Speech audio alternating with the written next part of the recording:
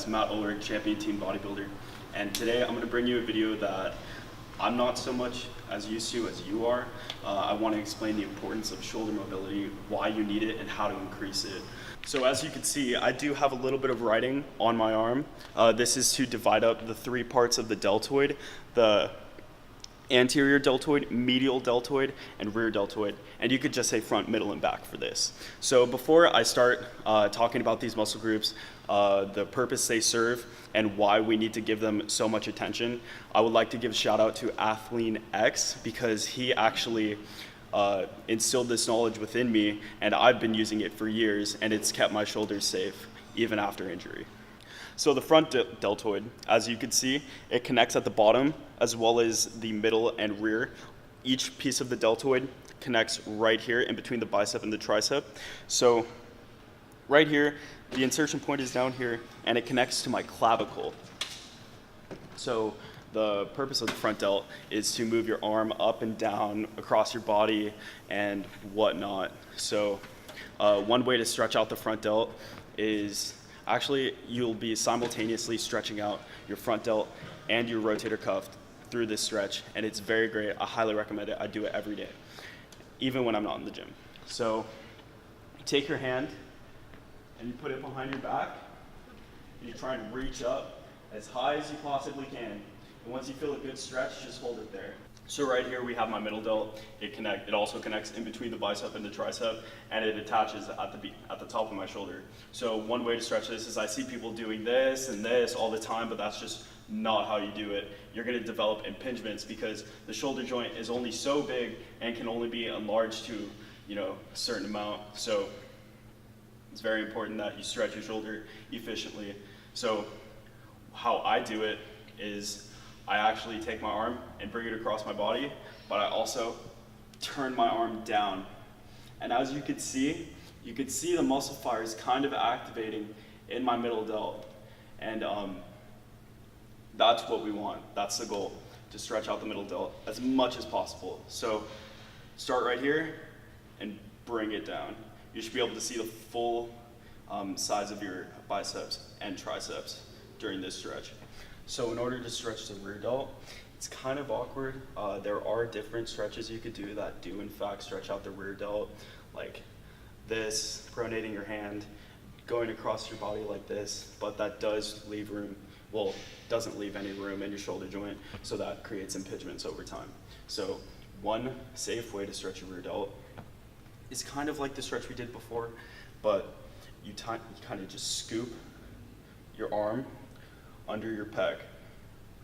And if I was leaner, you could see the muscle fibers in my rear delt activate with this stretch.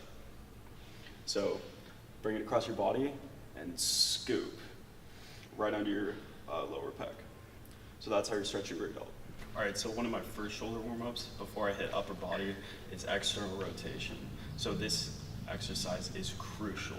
If you do any shoulder warm-up, this has to be the one, because this pumps blood into your rotator cuff, which most people neglect, and that's why they end up with impingements, torn supraspinatus tendon, which is what we call a rotator cuff tear, and torn labrums in my case, because the joint space got so small. So right here, you like to bring your shoulder blades back, elbow tucked, pretend you're tucking in a towel, and you're not going to let it slip. So just move the lower half of your arm. And after about 20 reps, you'll start to feel a nice pump in your rotator cuff. And most of you people don't even know what that feels like. But soon enough you will, and it'll make your shoulders stronger.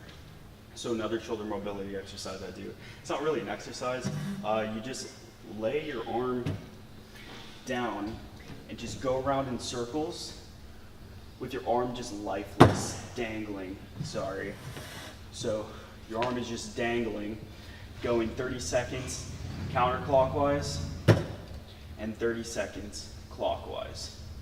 And then that'll free up some joint space in your shoulder if you do it on both arms. And remember, your arm has to be completely lifeless, and make sure you have some support to do this on. Okay, so I do this exercise on every push day. So basically chest and shoulders, I'll do this exercise. So get down on the ground. It's a push-up variation, so you could either do, the girl version, as I've been taught. Not saying that women aren't strong, because we respect women, and you could either do that version or you could do the straight push-up variation. And this is called scapular protraction and retraction. So in order to perform one rep, you must sink until your shoulder blades touch each other and shoot up with your scapula.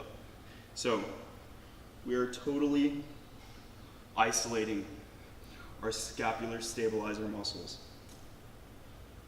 in this exercise, and it'll help us stabilize more weight in our pressing movements.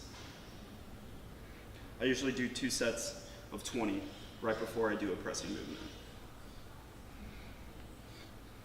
Okay, so this is another effective shoulder warm-up. So I usually do this after I do external rotation. So I start bent over, bring them back, stand up straight, and I do this. 20 reps with a light weight.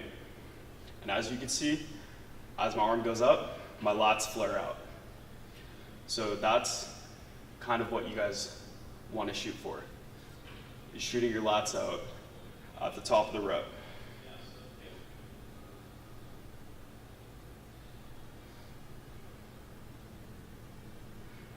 So this is a shoulder mobility exercise I do before my back days, before I'm pulling any kind of weight. So this is also a scapular exercise. You can either do neutral grip or you could do it wide grip.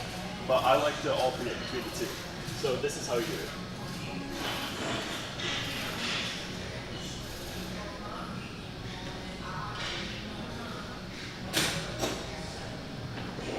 Notice I'm not bending out the elbows. I'm just contracting my scapula.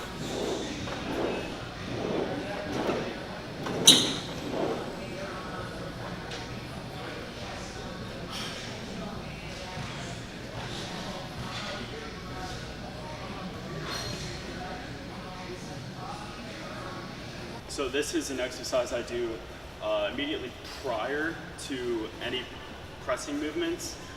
This basically just puts your shoulders in the right place and it'll help you in your movements. So feet against the wall, and then arch your back at your lower back. Pinch your shoulder blades together. Put your elbow and hands onto the wall and never leave the wall except at the top of the rep, and shoulder blades touching the wall as well. So we go all the way up until our elbows come off the wall, and then you bring your arms straight back down. You do about 4 sets of 8. And if you have any pre-existing shoulder pain or popping, this might just solve it.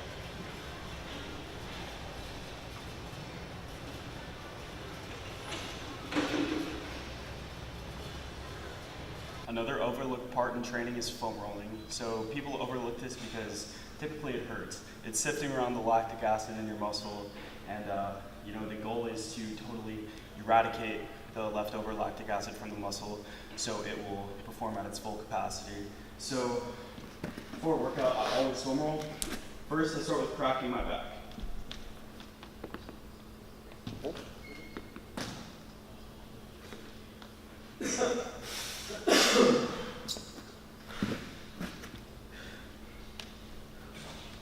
Okay, now that I've cracked my back, we could foam roll specific body parts. So one specific body part that people choose to foam roll is the intercostals. And that's the thing that pops out right here. And it kind of looks like fingers.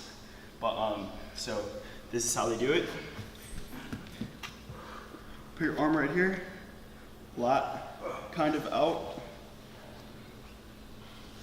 Just roll on it. And for me, there's typically a lot of pain in this area because I have problems with my lats firing and activating, but it just means I have to do more of this. All right guys, thank you for watching my instructional video for shoulder mobility. If you want me to do any more, let me know. Please drop a like, comment, subscribe. And I also have very extensive knowledge on hip and knee mobility, so if you want that to be the next video, please comment down below. Catch you guys later.